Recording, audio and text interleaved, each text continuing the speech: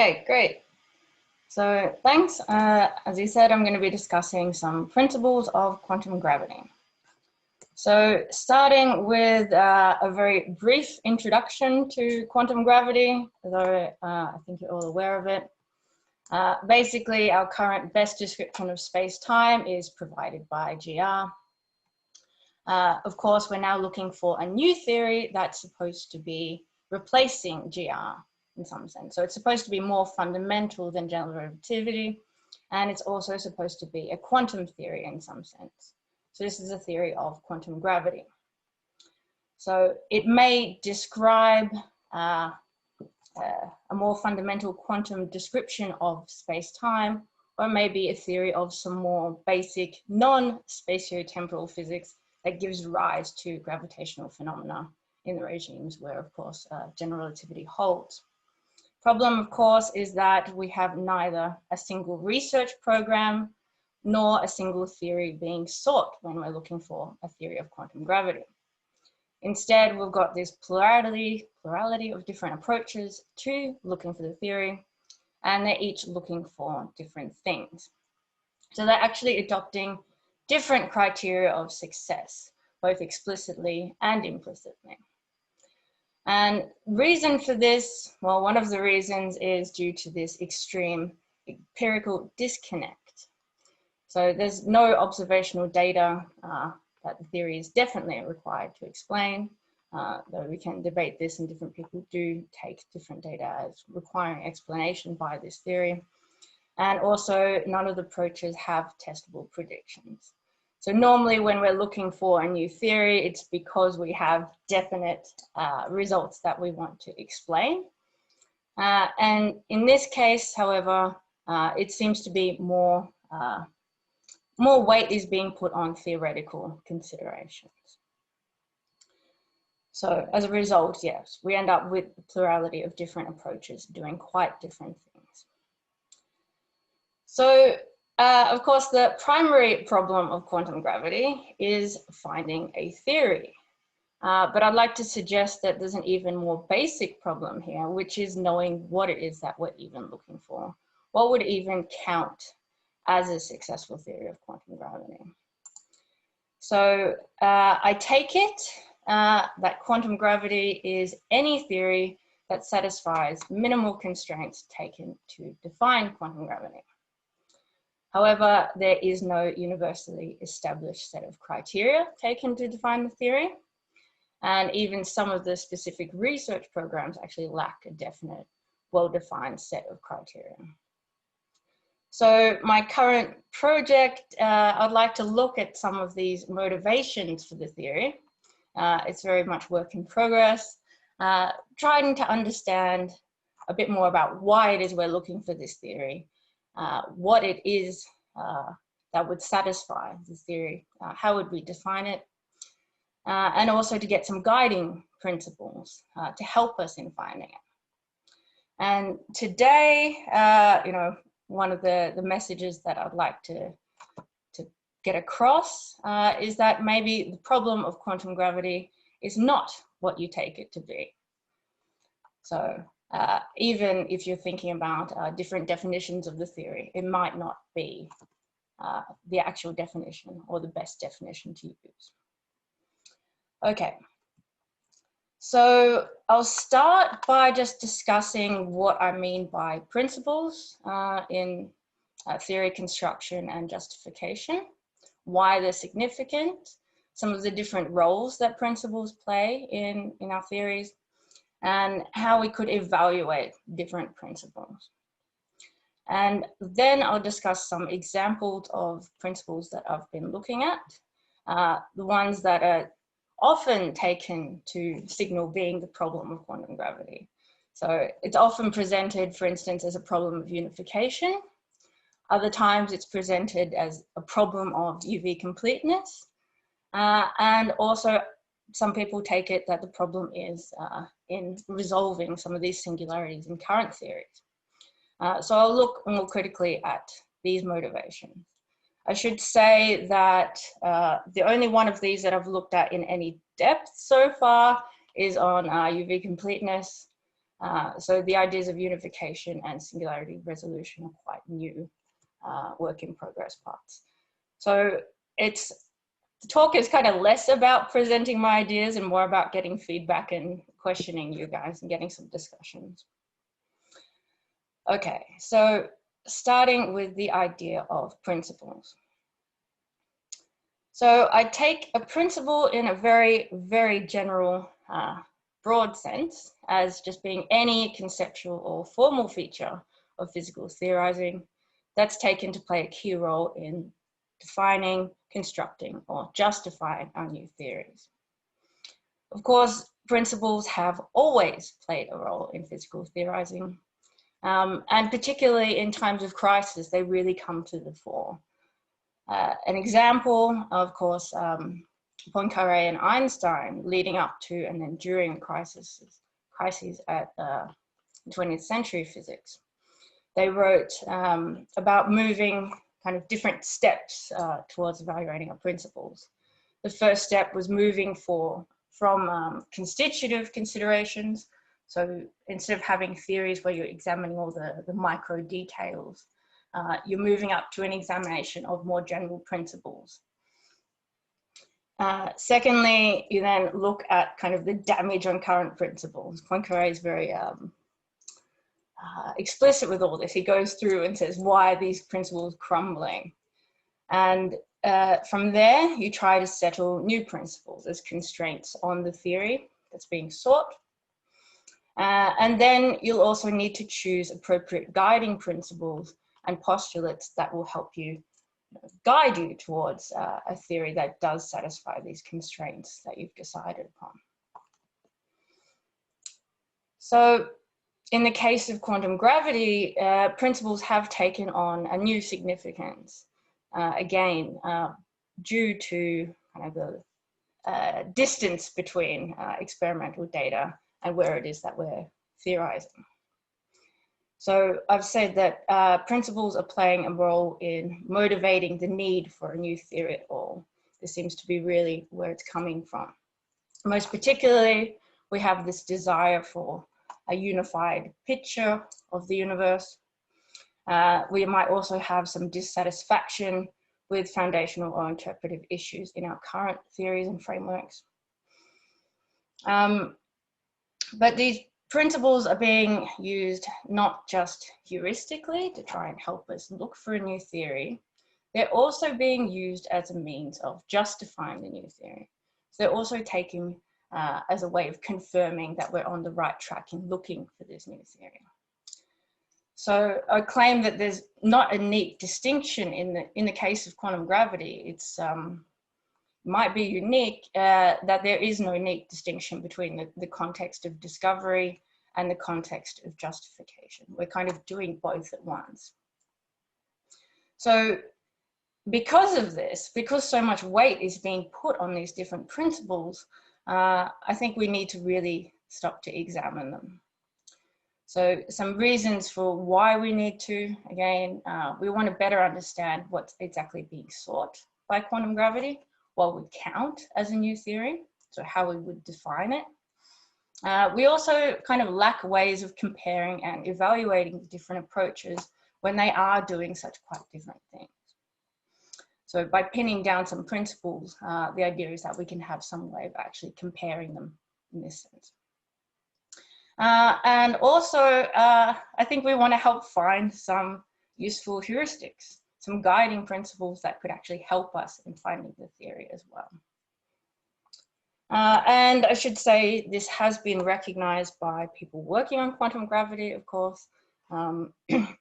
So it's not like I'm the only one saying we need to look at principles. I think it's starting to be recognized quite a lot. Okay. So I've said that the problem of quantum gravity, a more basic problem, is finding a theory that satisfies the criteria of acceptance taken to define quantum gravity. Another problem is then actually defining what these criteria are. I take it that the minimal agreed upon set that defines the theory at least includes these 5 conditions. Firstly, the theory is supposed to describe the domains where both general relativity and quantum field theory are supposed to be required. This includes the Planck scale, also black holes and cosmological singularities. So here, both frameworks are required, and in order to put them together, we need a theory that actually takes into account both of these. So the theory, it's also supposed to be quantum in some sense. Another requirement is that it should approximately and appropriately recover general relativity in the relevant domains. Obviously, where we know the theory works, quantum gravity should reduce to general relativity in the relevant domains. This is one way of ensuring that it doesn't conflict with known empirical results, which of course is another requirement that everyone agrees upon. Finally, and this is probably the one that we really hope for, is that the theory should produce some predictions.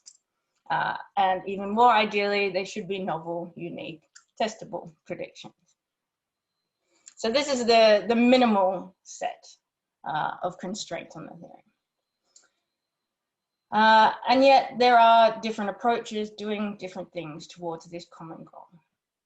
Of course, string theory, it's a unified approach or a theory of everything. Loop quantum gravity is using quantization. Causal set theory starts from the idea of space-time discreteness. Causal dynamical triangulations, it's a means of approximating quantum gravitational path integral. And then there are other approaches like these higher derivative ones and asymptotic safety. So they're all taking different starting points and taking different things as the problem that they're trying to address. Even though they all agree on these minimal 5 constraints, I'd say. Okay, so there are a number of different roles of principles generally. The first role is that of a guiding principle. This is primarily heuristic role. So there's principles that are being used to aid the discovery of the theory. They can lead to new insights, but at the end of the day, they might not actually be retained in the theory. An example might be Mach's principle used in the development of general relativity. A second role that principles play is that of a postulate. This is where they're really taken as a, explicitly and from the outset, taken as a pillar of the theory. So an example is the speed of light as a principle in special relativity. A third role of principles is that as a criterion of a theory acceptance. So these are strong constraints on the theory, meaning that the theory won't be accepted if it's not consistent with this principle. This might also be called criteria of theory success. And there are kind of two ways in which these can come about. Firstly, it might be part of the definition of the theory. So for example, general covariance or unification. Or they might be external constraints that aren't taken as definition of the theory. So these constraints might come from existing theories. So Lorentz invariance, things like this. The idea that the theory won't be accepted if it conflicts with that principle in the domain where we know that that principle holds. Okay. And finally, they might be taken as means of confirmation. So in this role, the principle serves to increase credence in the theory. A theory that satisfies this principle or exemplifies it. This is taken as an indication that you're on the right track. So some examples here. Firstly, it could be an expected means of confirmation. So even if you've kind of put the principle in by hand, so using it as a guiding principle or as a postulate or as part of the definition of the theory, if your new theory actually does exemplify this principle, it's an expected feature, it can nevertheless serve to confirm the theory because you're taking this as a means of confirmation. You can also have an unexpected means of confirmation. So if your theory unexpectedly, like automatically recovers some of these principles, then this can also be seen as that you're on the right track. So increasing credence in the theory. An example of the expected class, it might be something like compatibility with Lorentz invariance again. In causal set theory, this is taken as a means of confirmation. And an example of an unexpected one might be the recovery of the Hawking radiation result or something like the holographic principle. Okay, so here's a long list of different principles that we could look at that are playing these various roles in quantum gravity. Obviously, I'm not going to go through all of them today, and I've only started to look at a few of these.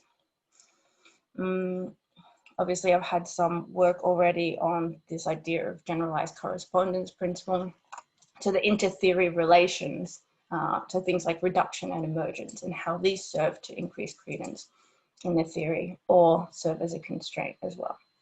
But today, as I said, we'll just look at unification, UV completion, and singularity resolution. This also relates to the ideas of mathematical consistency. So I'd also like to touch upon this a bit as well. So some more examples of the different roles that these play in the particular approaches. In loop quantum gravity, you've got a principle of quantization taken as a postulate. You've got background independence being used not only as a guiding principle, but also a strong criterion here. And it's also being used as a means of confirming the theory, saying that it's on the right track because it has this feature. Also, discreteness, or the fact that the theory features minimum length, is taken as a criterion of the theory. They want discrete space-time. And finally, the fact that this gives you UV completeness as well is taken as a means of confirming the theory. In causal set theory, they take discreteness as a postulate, and then consistency with Lorentz invariance in the relevant domain is also taken as a guiding principle in setting up the theory, and a criterion that it should be consistent with this theory. And finally, in string theory, unification is being taken again as a criterion, so part of the definition of the theory, but also a means of confirming the theory. So the fact that it is a unified theory is taken as a means of saying that, yeah, we're on the right track, and this is reason to continue looking at this approach. So you can set it up. The schema I have in mind is that for loop quantum gravity, for instance, what's the problem of quantum gravity? You can add in these different criterion to the minimal list. So to that minimal 5, they would also add as the requirement that the theory be background independent. And in string theory, they would add to the minimal 5 that the theory be a unified theory of all interaction. And once we get this set that they agree on, and they find a theory that satisfies this, that's their definition of quantum gravity. Okay. So how do we then evaluate these different principles? With Niels Linnemann, we looked at the principle of UV completeness. And in doing that, we were examining it, how it could be used or should be used both as a criterion of theory acceptance as well as a guiding principle or a heuristic principle. And to judge it, we kind of looked at these different aspects. Firstly, we looked at its general physical motivation. So why is the principle being assumed? What is it supposed to do in general? We also looked at the general philosophical motivation. So why the theory, principle would be desirable in general. We looked at how the principle would link up with other principles. So how it would fit in kind of a web of principles, and then questioning kind of the consequences of adopting it or dropping it in these different webs. And also, of course, we looked at its use in particular approaches. So given the methodology and constraints being put on in particular theories, how is that principle being used within the approach? Is it necessary? And does it do what it's supposed to do? So this was our methodology in examining the principles. This is how Niels wanted to depict how we might relate these principles. So we just have a bag of them and then see how they relate to one another. So, but also I think in going forward, another interesting way to evaluate the principles, of course, is to look at maybe how they relate to theoretical virtues. So maybe trying to connect up with these issues in philosophy of science more generally. So how do these quite specific principles relate to more general virtues such as simplicity and explanatory power, so on, and whether these can be a guide to correctness. Another consideration, of course, is to see how these principles relate to the other ingredients and tools that we're using in the search for the theory. So I think I have a list of these coming up. We might also ask where we'd like to find new principles. So we could look at existing theories, and this is being done in the idea of background independence coming as a principle from general relativity, the idea of singularity resolution, so looking at kind of defects in our existing theories or virtues of our existing theories that will then motivate or be elevated to principles in searching for the new theory. We can also look at exciting theoretical results, such as those coming from black hole thermodynamics, and see how that can motivate a new principle. Also cosmological data and kind of conflicts within this web of principles. See if that motivates a new principle. But I do want to emphasize that we're going forward in quantum gravity, pushing into quite new domains, and we've got this problem of induction. We can't always rely on the past success of existing principles. It's about really questioning them.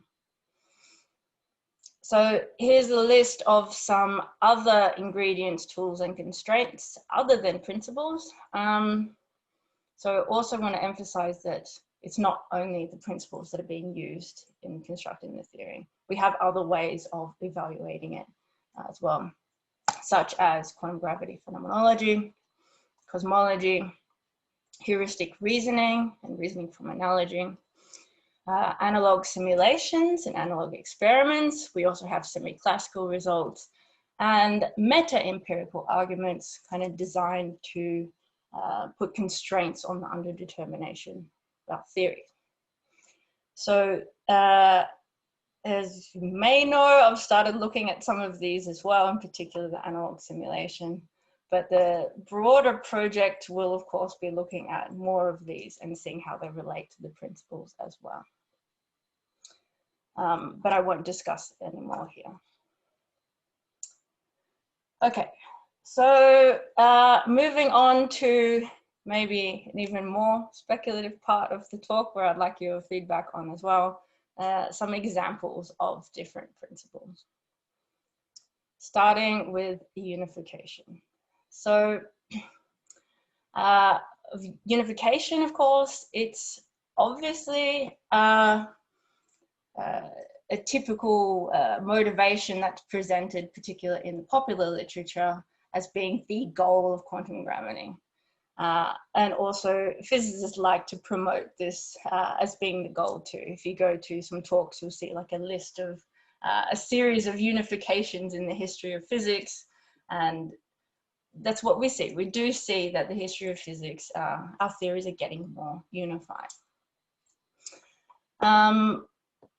But how do we actually use this as a principle and how to interpret it? So there's different ways of interpreting unification, of course, you know, from quite minimal ones like consistency to the kind of strongest sense of unification of perfect unification. And this is when two distinct entities are shown to actually be the same in the underlying theory. So different forces coming from one more unified force, for instance, or space and time being unified as space-time. String theory, of course, takes unification very strongly.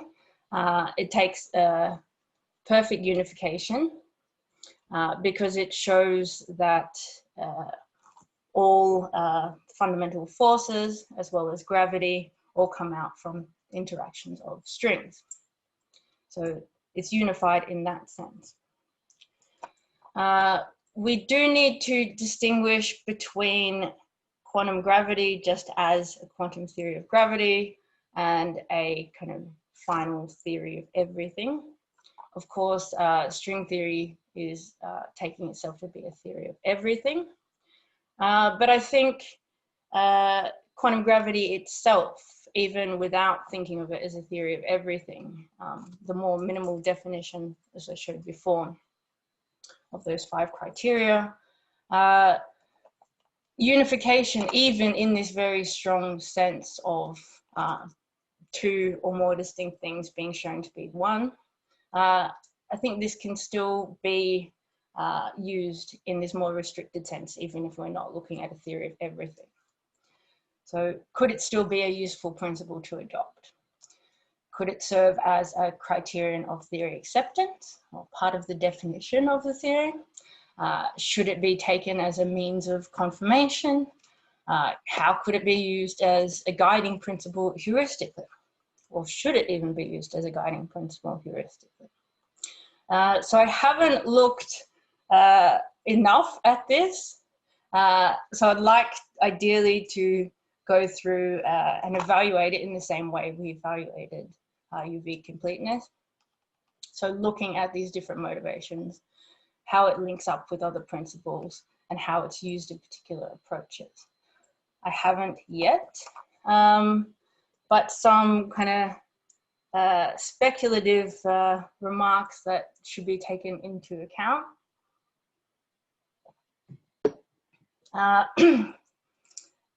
Is that might suggest that it's maybe not as useful as a principle as you might expect, given that we tend to see it promoted as being the goal of quantum gravity.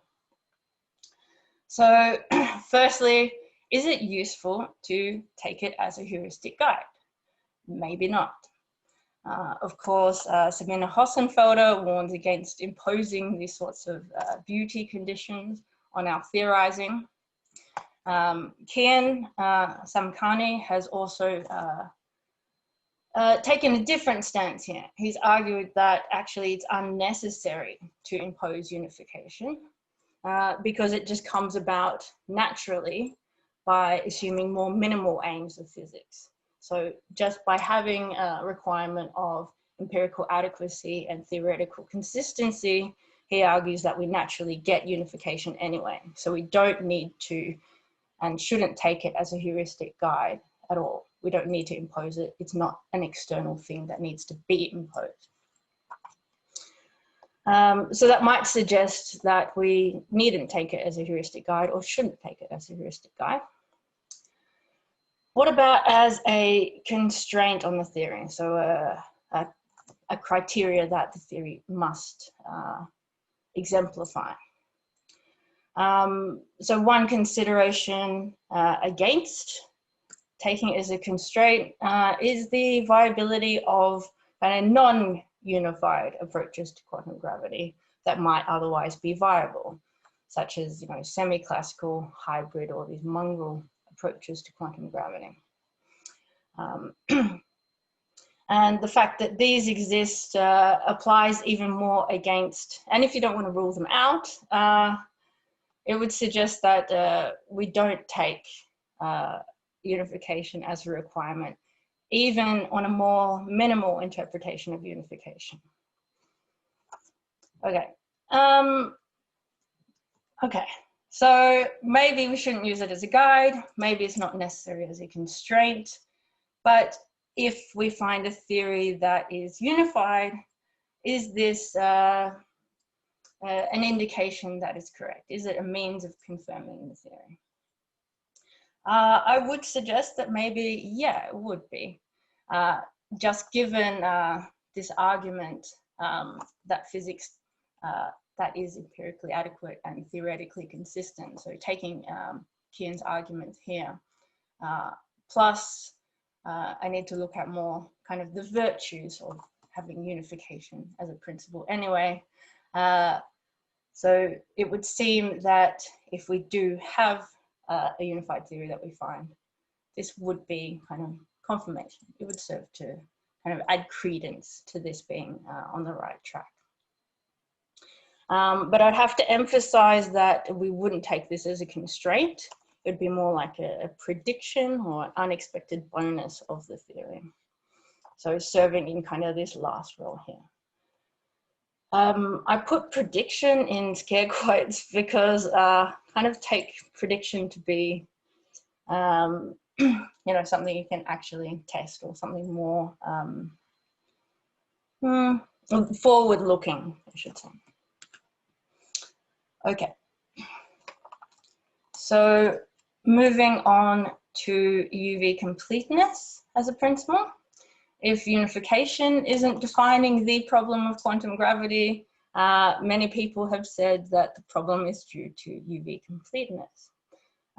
So I've written a paper about this with Niels Linnemann. So it's kind of an old paper now, and I don't want to spend too much time on it because I think a lot of you have heard about it before. So just quickly going over these arguments. Very basically, UV completion, very general characterization. It's the idea that your theory is formally well-defined to arbitrarily high energy scales in the UV. We used kind of a different formulation of this principle, that it's a theory being formally predictive to all possible high energy scales. So we did that so that it would be compatible with the idea of taking discreteness or minimal length would also count as having a UV complete theory, even though it's not an arbitrarily high energy scale. So this, as I said, is often presented as the problem of quantum gravity. Why? Because general relativity, when we treat it in the framework of effective field theory, it's not UV complete. Of course, it's perturbatively non-renormalizable and breaks down at the Planck scale.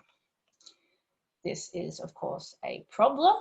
But the problem, we argue, is not that the theory isn't UV complete. The problem is that it's not describing the domains where we want quantum gravity to describe.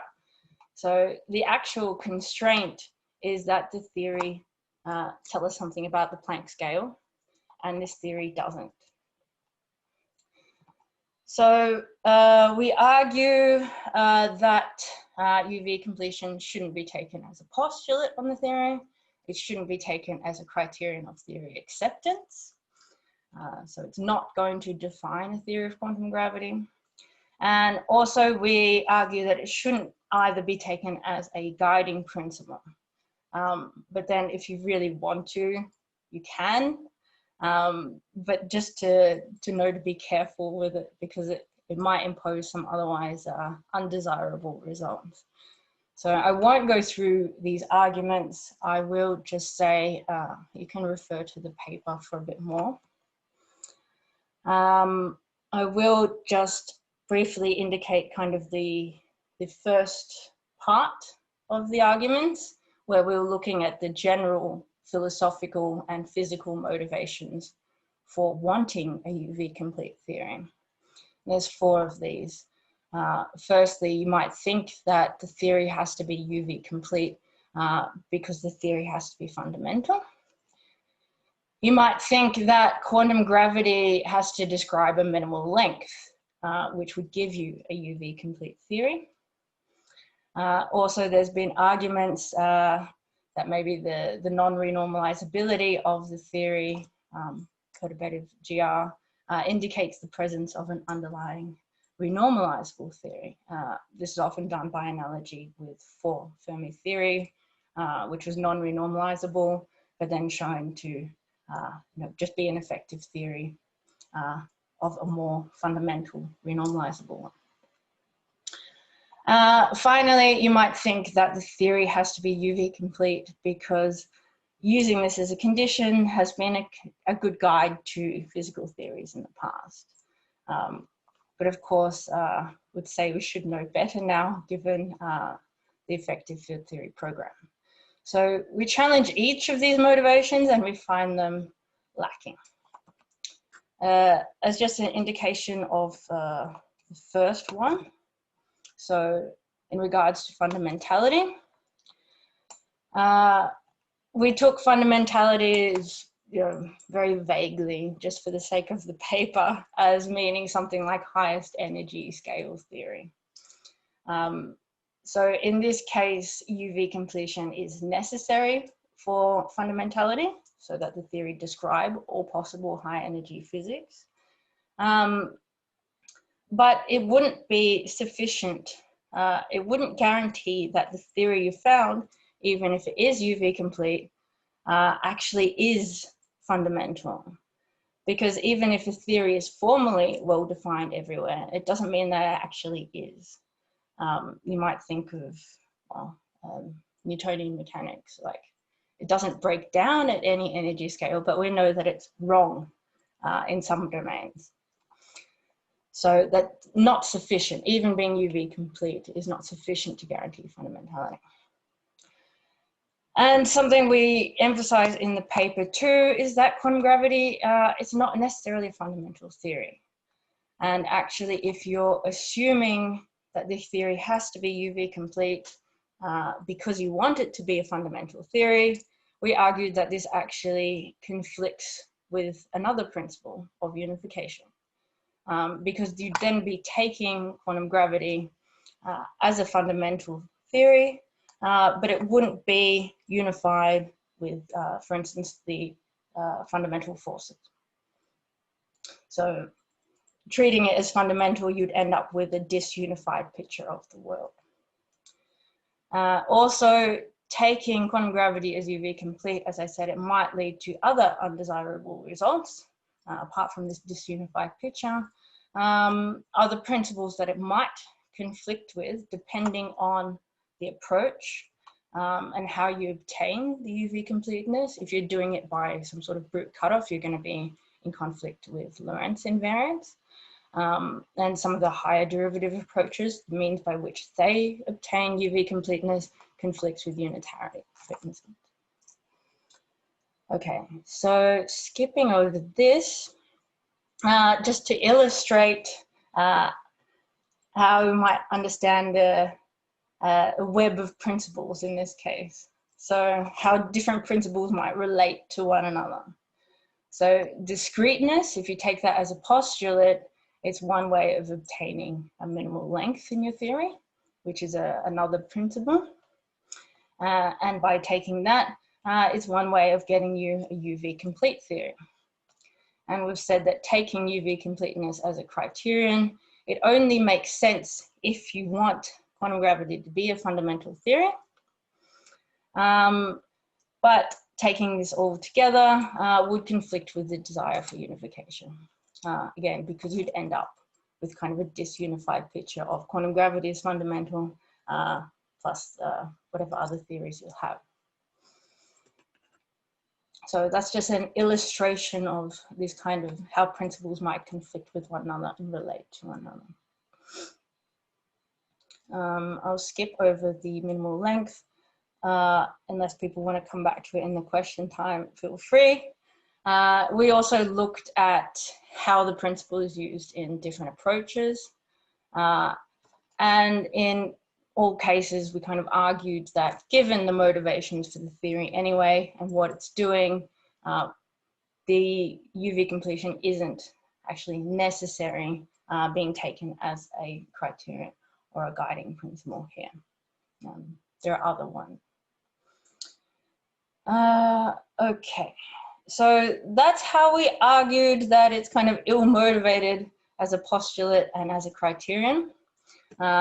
We also thought, I also thought that it's kind of a strange requirement to have anyway. Like here we are taking our theories to be able to describe the universe at, you know, every high energy scale, every possible high energy scale, which just seems kind of unfathomable. Like, how do we understand that, and how do we have this kind of hubris that we can actually do this if we're not going out and testing all these scales anyway, and the UV completion isn't a guarantee that the theory actually does, is predictively, even though it's formally predictively accurate, so predictively gives you predictions. It doesn't mean that these predictions would actually be correct. So that's why we said you shouldn't assume it as a postulate or a criterion. You might want to take it still as a guiding principle, but again, would say that the motivations are weak in the different approaches. And by assuming it, you're already ruling out a large class of theories. We argued that it would conflict with other guiding principles that might otherwise be desirable, and it might impose otherwise unmotivated features on your theory. So leaving UV completion, but just to say, if you want more details on this, please see the paper. But just to say that this isn't the problem of quantum gravity. The problem is instead that the theory doesn't describe the Planck scale, not that it's not UV complete. Okay, so, well, I guess I should wrap up. I'm not even going to get to the singularity resolution, but the problem of singularity resolution, as well as this idea of UV completeness, it relates to this idea of mathematical consistency, that we assume that mathematical consistency is somehow guide to being correct. So a theory that's not mathematically consistent or not formally well behaved in all domains is often taken to be unacceptable or self-defeating. And we argued, well, why and in what sense is this the case? We should instead kind of take these lessons from effective field theory more seriously. We can have physical theories that aren't fundamental in the sense that they apply in all domains, and yet are still perfectly fine physically. They might do everything we require them to do. Though it is a further question, if you're taking quantum gravity as a fundamental theory, is it acceptable to have fundamental theory that's mathematically inconsistent? Okay, so I guess I will wrap up. I'll skip all the singularity resolution. But to say again that principles are quite significant in looking at the new theory. Some examples of the different principles that we should look at, but also not to forget that there's many other tools, ingredients, and constraints that are being used in searching for the theory and in justifying the theory. So I think it's important to critically evaluate our principles because we want to better understand the motivations for seeking the theory. We want to know what's being sought, how to evaluate the different approaches. We also want to gain some solid constraints and well-motivated guiding principles. You know, we want some heuristics that we can use and play with and try to find a theorem. So I've said the methodology, and maybe you have suggestions for more on the methodology, but looking at the physical and philosophical motivations in general, links to other principles, and links to these other ingredients being used. Doing this not just at the general level, but also diving into the particular approaches and seeing how they're being used there. And yeah, finally, like to suggest, though I haven't made the best argument for it, that maybe what you think is the problem with quantum gravity actually isn't. So it may not necessarily be a problem of unification or UV completeness or mathematical consistency. So I'll leave it at that. Thank you.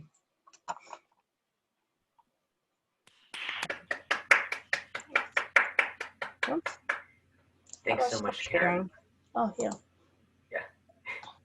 Thanks so much, Karen. That was wonderful. So we have time for questions. Let me pull up the participants window. So please raise your hand if you have a question. I saw that David Wallace, your hand was raised toward the end. Was your hand raised from last time? Did you have a question this time? Both. It was raised from last time. I took it down and put it back up again to indicate I've forgotten to get rid of it, but I do have a question for this one. All right, so we'll go David, and then next I'll ask Carlo. So David, you go first. Okay.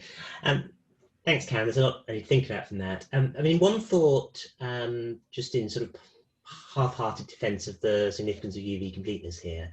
I mean, the way you set up the starting point for quantum gravity is the way it's often set up in the philosophy literature, where we've got general relativity, and we like it in a certain domain. We've got quantum mechanics, we like it in another domain, and we want to do something about the fact that they don't seem compatible in some respects.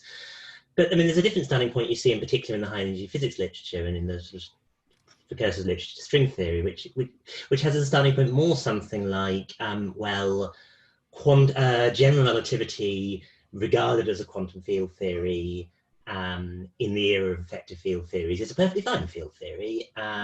It is a quantum theory of gravity. What's wrong with it? Only that it's non-renormalizable. And why does that matter in the period of effective field theory? It doesn't at all, except insofar as non-renormalizable theories hint at energy scales beyond which they fail. So if you've got call it low energy quantum gravity, quantum general relativity as a field theory with a cutoff or equivalent, you know, there's lots of phenomena that theory describes that you might call quantum gravity phenomena, like black hole, like the sub-Planckian stages of black hole evaporation or something, like just workaday things like the interior of neutron stars or something. What's deficient about that theory? Precisely that it doesn't describe the Planckian scale, and you know, the issues like for instance singularity resolution get subsumed into that, because does that theory have literal singularities? Well, only in the domain beyond which it's not trustworthy, because then as you approach the initial singularity or the black hole singularity, you can't get to it except by passing through a regime where you've got a failure of the effective field theory description anyway. So at least if your starting point is low energy quantum gravity in that sense, is there some other more that could be said in favor of the UV completeness goal, or at least you could debate whether you might have a theory where the theory breaks down further at 10 to the minus 18 times the Planck length or something, but at the very least trans-Planckian accuracy becomes a legitimate criterion for the theory. No, I think I agree with that. Yeah, definitely very sympathetic to that view. So yeah, I guess all I wanted to argue is that, yeah, really emphasize that the problem is just that it's not describing where we want it to describe. So we want it to describe the Planck scale. And it doesn't have to be UV complete in order to do that. It's fine to be non-renormalizable, just so long as it was a bit better or giving us a bit more something. Okay, just to follow very quickly on that, I mean, I guess the point is why do we say it's the Planck scale phenomena that quantum gravity needs? I mean, there are boring workaday phenomena that quantum gravity needs to describe. I mean, this is slightly Everettian, I suppose. If I take a mass and I put it in a superposition of here and here, I want to know whether the gravitational field correlates with it or whether it attracts the expected region. If I'm in the inside of a neutron star where I need general relativity, I need quantum mechanics to understand it. Neither GR nor quantum field theory without gravity will handle those situations. So quantum gravity needs to deal with those, and those are non-Planckian cases. The reason I take it, the reason we mostly want to say it's the Planck scale phenomenon we care about is to a large extent because we actually have perfectly okay low energy quantum gravity theories that apply in that domain. And it's because those low energy theories work so well that we sort of push out to the Planck scale for the phenomena that really drive us to new physics. Yeah, I agree. So this, it works as a theory of quantum gravity in the areas where we actually can make predictions, or the areas that we can use. So I think so, yeah. Okay, so next I have Carlo.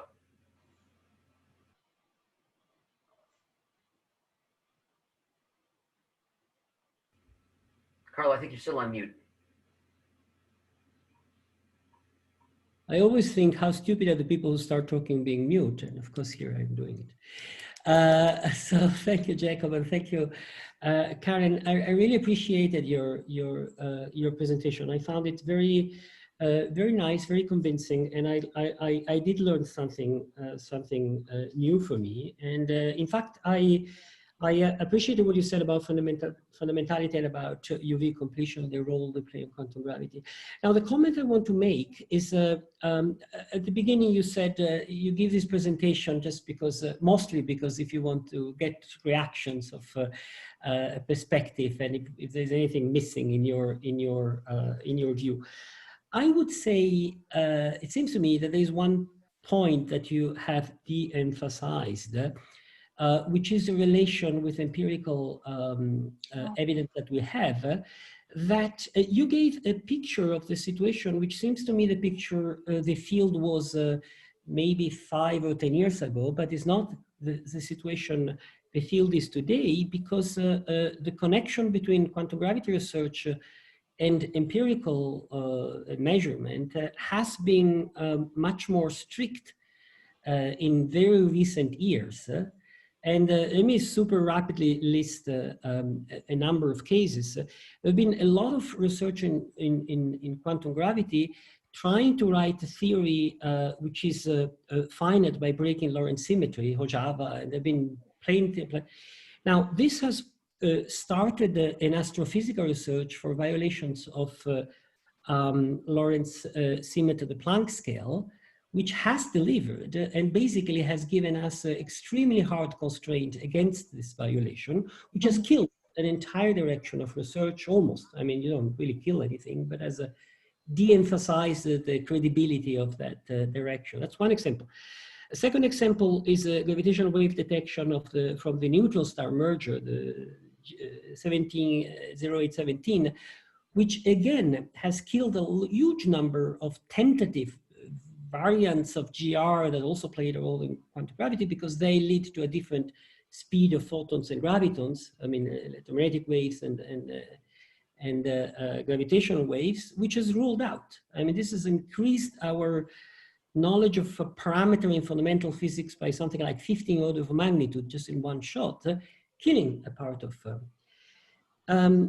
Then it has not been done yet, but there is this experiment like the BMS, the Boson-Merletov-Vedral one, which seem to be doing, people, experimental physicists say they might be doing it, that may rule out semi-classical gravity, which is defended by some people as still viable, within a short number of years.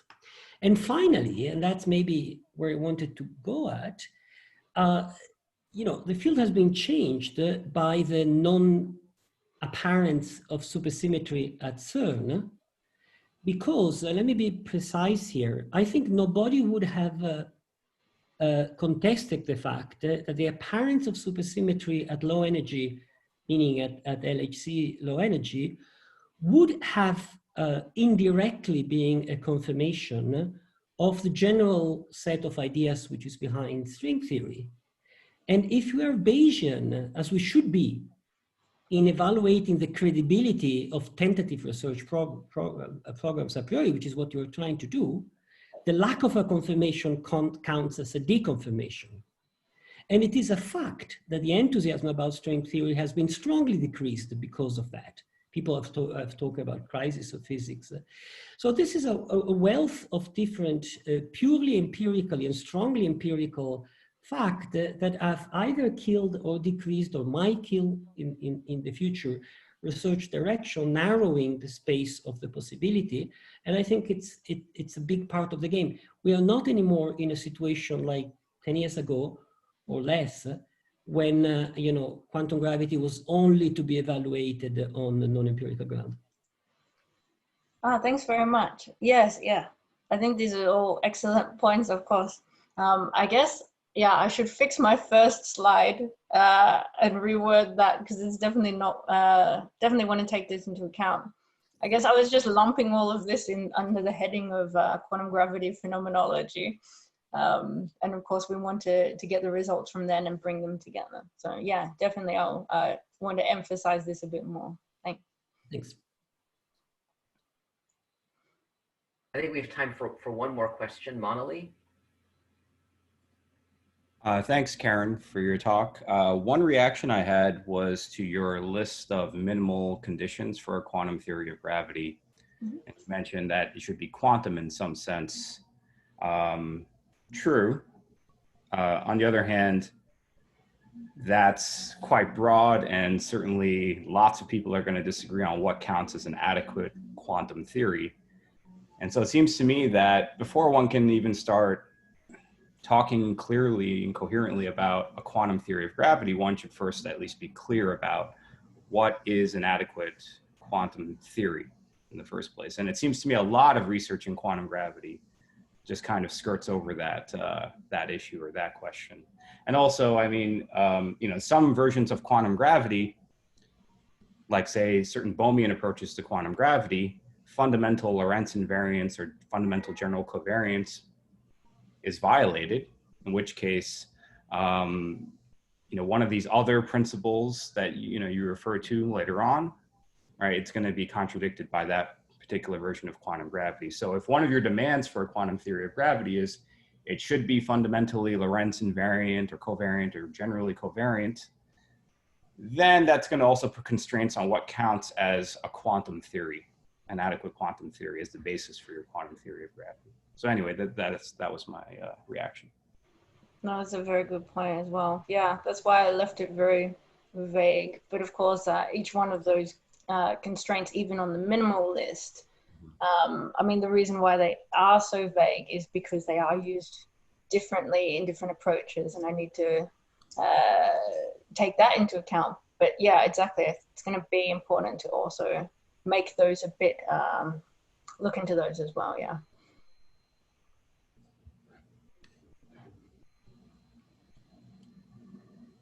Okay, I think we're going to take a break now. Why don't we reconvene at, my clock says 2:59. Why don't we reconvene at 3:05 to begin the general discussion and question and answer time. So I'm going to stop the recording right now.